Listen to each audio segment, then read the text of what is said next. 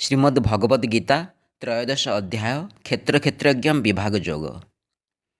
ଶ୍ରୀ ଭଗବାନ ଉବାଚ ଏହି ଶରୀରକୁ ଅର୍ଜୁନ କ୍ଷେତ୍ର କହନ୍ତି ବୋଲି ଜାଣ। କ୍ଷେତ୍ରକୁ ଯିଏ ଜାଣିଥାଏ କ୍ଷେତ୍ରଜ୍ଞ ତାଙ୍କୁ ବୋଲାଯାଏ। ସକଳ କ୍ଷେତ୍ରର ଅର୍ଜୁନ କ୍ଷେତ୍ରଜ୍ଞ ଏକା ମୁଁ ହିଁ ଜାଣ। କ୍ଷେତ୍ରଜ୍ଞ ତତ୍ତ୍ୱଜ୍ଞାନ ମୋ ମତେ ପ୍ରକୃତ ବିଜ୍ଞାନ। କ୍ଷେତ୍ରଟି କେଉଁ ପ୍ରକାରର କ୍ଷେତ୍ରର ସବୁ ରୂପାନ୍ତର। କେଉଁଠୁ କ୍ଷେତ୍ର ଆଗମନ କୁଆଡ଼େ ପୁଣି ତାଗମନ। କେଉଁ ରୂପରେ ଆଗମନ କେଉଁ ରୂପରେ ବିସର୍ଜନ। କ୍ଷେତ୍ରଜ୍ଞ କି ଶକ୍ତି ସମ୍ପନ୍ନ ସଂକ୍ଷେପେ ମୁଁ କହୁଛି ଶୁଣ। କ୍ଷେତ୍ରଜ୍ଞ ତତ୍ତ୍ୱ ସବୁ ବିବିଧ ଛନ୍ଦେ ଅଛି ପୂର୍ବୁ। ଋଷିଗଣ ଦ୍ୱାରା ନିର୍ଣ୍ଣୀତ ବ୍ରହ୍ମସୂତ୍ର ପଦେ ବର୍ଣ୍ଣିତ। ବାୟୁ ଜଳ ଅଗ୍ନି ଆକାଶ ପଞ୍ଚମ ପୃଥିବୀ ବିଶେଷ। ଏସବୁ ପଞ୍ଚତତ୍ତ୍ୱେ ଥାଏ ପଞ୍ଚମହାଭୂତ ବୋଲାଏ। ରୂପର ସଗନ୍ଧ ଶବଦ ପଞ୍ଚମ ସ୍ପର୍ଶଟି ବିବିଧ। ଇନ୍ଦ୍ରିୟ ଗ୍ରାହ୍ୟ ତଥ୍ୟମାନ ପଞ୍ଚତନ୍ମାତ୍ରା ବୋଲି ଜାଣ। ଚକ୍ଷୁ କର୍ଣ୍ଣ ନାସା ରସନ ପଞ୍ଚମ ଚର୍ମ ବୋଲି ଜାଣ। ଏସବୁ ଜୀବ ଦେହେ ଥାଏ ପଞ୍ଚ ଜ୍ଞାନେନ୍ଦ୍ରିୟ ବୋଲାଏ। ହସ୍ତପଦ ପାୟୁ ଉପସ୍ଥ ପଞ୍ଚମ ମୁଖ ବୋଲି ଜ୍ଞାତ। ଏସବୁ ଜୀବ ଦେହେ ଥାଏ ପଞ୍ଚ କର୍ମେନ୍ଦ୍ରିୟ ବୋଲାଏ। ମନ ବୁଦ୍ଧି ଓ ଅହଙ୍କାର ଚତୁର୍ଥ ଅବ୍ୟକ୍ତ ପ୍ରକାର। ଏହି 24 ତତ୍ତ୍ୱ ନେଇ କ୍ଷେତ୍ରର ଗଠନ ହୁଅଇ। ସଂଘାତ ଇଚ୍ଛା ଦ୍ୱେଷ ସୁଖ ଚେତନା ଧୃତି ଅବା ଦୁଃଖ। ଏହି ସବୁ ଗୁଣ କ୍ଷେତ୍ରର ଜାଣ ଏକ ଏକ ବିକାର। ଅନଭିମାନ ସରଳତା କ୍ଷମାଶୀଳ ଅଦମ୍ଭିକତା ଅହିଂସା ଆତ୍ମନିଗ୍ରହତା ଗୁରୁ ସେବା ଶୌଚ ସ୍ଥିରତା। ଇନ୍ଦ୍ରିୟ ଭୋଗ ବିଷୟରେ ମନରେ ବୈରାଗ୍ୟ ଆଚରେ। ଜନ୍ମ ମୃତ୍ୟୁ ଜରା ବ୍ୟାଧିରେ ଦର୍ଶନ ଦୁଃଖ ଦୋଷ କରେ। ଅନହଙ୍କାରେ ରହିଥାଇ ପ୍ରସନ୍ନ ଚିତ୍ତେ ସଦା ଥାଏ। ପୁତ୍ର ଦ୍ୱାରା ଗୃହ ଆଦିରେ ଏକାତ୍ମ ଭାବ ନ ବିଚାରେ। ଶୁଭାଶୁଭ ଫଳ ପ୍ରାପ୍ତିରେ ସମଭାବ ରଖି ମନରେ। ସର୍ବଦା ଅନାସକ୍ତ ରହି ମୋଠାରେ ଚିତ୍ତ ନିବେଶଇ। ଦୁଃଖ ଆଚରଣ ନ କରଇ ଦୁଆଚରଣ ନ କରଇ ଏକାନ୍ତ ସ୍ଥାନେ ନିବାସଇ। ଜନ ସଂସ୍ପର୍ଶ ନ କରଇ ଅନନ୍ୟ ଭକ୍ତି ସ୍ଥିତ ହୋଇ। ଅଧ୍ୟାତ୍ମ ଜ୍ଞାନେ ନିତ୍ୟ ସ୍ଥିତ ସର୍ବତ୍ର ଦେଖେ ପ୍ରଭୁ ତତ୍ତ୍ୱ। ଏହାକୁ ଜ୍ଞାନ ବୋଲି ଜାଣ ଅନ୍ୟ ସବୁ ଅଟେ ଅଜ୍ଞାନ। ଜ୍ଞେୟ ସେ ପରମାତ୍ମା ତତ୍ତ୍ୱ ଜାଣିଲେ ଲଭେ ଅମୃତତ୍ୱ।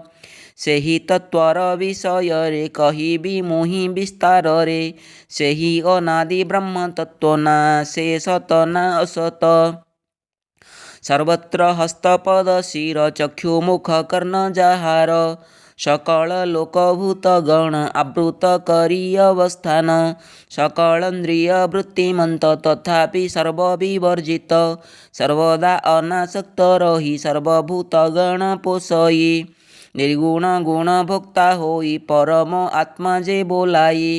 ସଭିଙ୍କ ଅନ୍ତରେ ରୁହଇ ବାହାରେ ପୁଣି ରହିଥାଇ। ସୂକ୍ଷ୍ମାତି ସୂକ୍ଷ୍ମ ରୂପେ ଥାଇ ସଭିଠୁ ଅଜଣା ରହଇ। ସଭିଙ୍କ ଠାରୁ ଦୂରେ ଥାଇ ସଭିଙ୍କ ପାଶେ ରହିଥାଇ। ଅଖଣ୍ଡ ଅବିଭାଜ୍ୟ ଥାଇ ସକଳ ଭୂତେ ପ୍ରକାଶଇ। ବ୍ରହ୍ମା ରୂପେ ସୃଷ୍ଟି କରଇ ରୁଦ୍ର ରୂପରେ ସଂହାରଇ। ସୃଷ୍ଟି କଣେ କଣେ ରହଇ ବିଷ୍ଣୁ ରୂପରେ ସେ ପାଳଇ। ଜ୍ୟୋତିଷର ଜ୍ୟୋତି ଅଟଇ ଅନ୍ଧକାରାତୀତ ସେ ଥାଇ। ସେ ଜ୍ଞାନ ପୁଣି ଜ୍ଞେୟ ସେଇ ଜ୍ଞାନ ଗମ୍ୟ ମଧ୍ୟ ଅଟଇ। ସର୍ବଜୀବଙ୍କ ହୃଦେ ଯେଇ ସାକ୍ଷୀ ରୂପରେ ବିରାଜଇ। କ୍ଷେତ୍ର ଓ କ୍ଷେତ୍ରଜ୍ଞ ବର୍ଣ୍ଣନ ଶୁଣିଲ ମୋଠାରୁ ଅର୍ଜୁନ। ଏହାକୁ ଯେ ଭକ୍ତ ଜାଣିଲ ଏହାକୁ ଯେ ଭକ୍ତ ଜାଣଇ ମୋର ଭାବ ପ୍ରାପ୍ତ କରଇ। ପୁରୁଷ ପ୍ରକୃତି ଉଭୟ ଅନାଦି ଅଟନ୍ତି ଯେ ଦ୍ୱୟ। ଯେତେ ରୂପାନ୍ତର ବିକାର ପ୍ରକୃତି ଠାରୁ ଜାତ ତାର।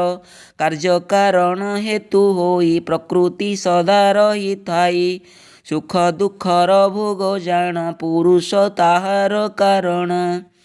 ପ୍ରକୃତିରେ ବାସ କରଇ ପ୍ରକୃତିସ୍ଥ ଗୁଣ ଭୋଗଇ ପ୍ରକୃତିସ୍ଥ ପୁରୁଷ ସେଇ ଜଗତେ ଜୀବାତ୍ମା ବୋଲାଇ।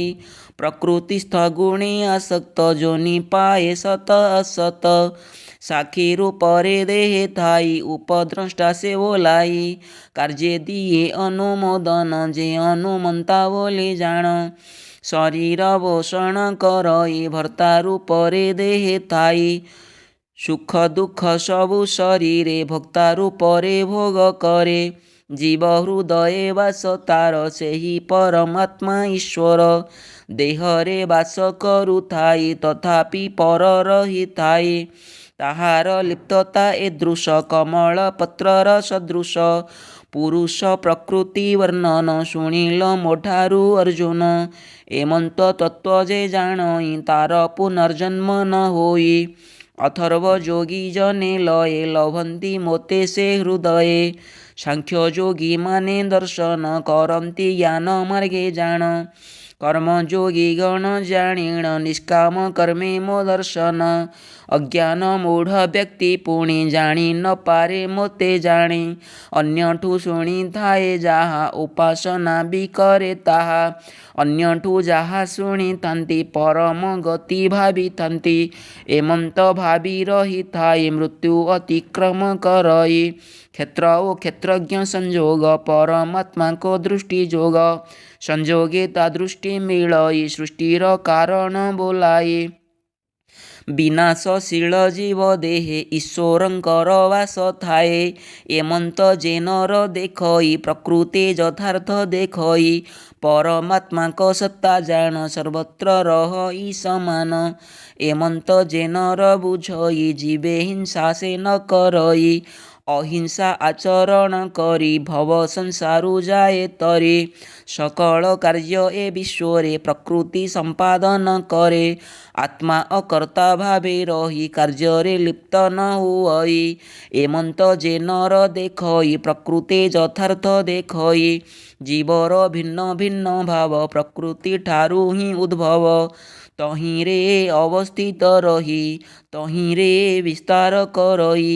ଏମନ୍ତ ଯେ ନର ଦେଖଇ ବ୍ରହ୍ମତ୍ୱ ପ୍ରାପ୍ତ ସେ କରଇ।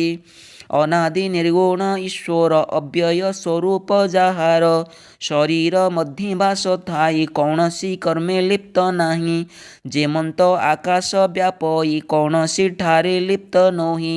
ଲିପ୍ତ ନ ହେବାର କାରଣ ତାର ସୂକ୍ଷ୍ମତା ବୋଲି ଜାଣ ଯେମନ୍ତ ଆତ୍ମା ଦେହେ ରହି କୌଣସି କର୍ମେ ଲିପ୍ତ ନୋହି।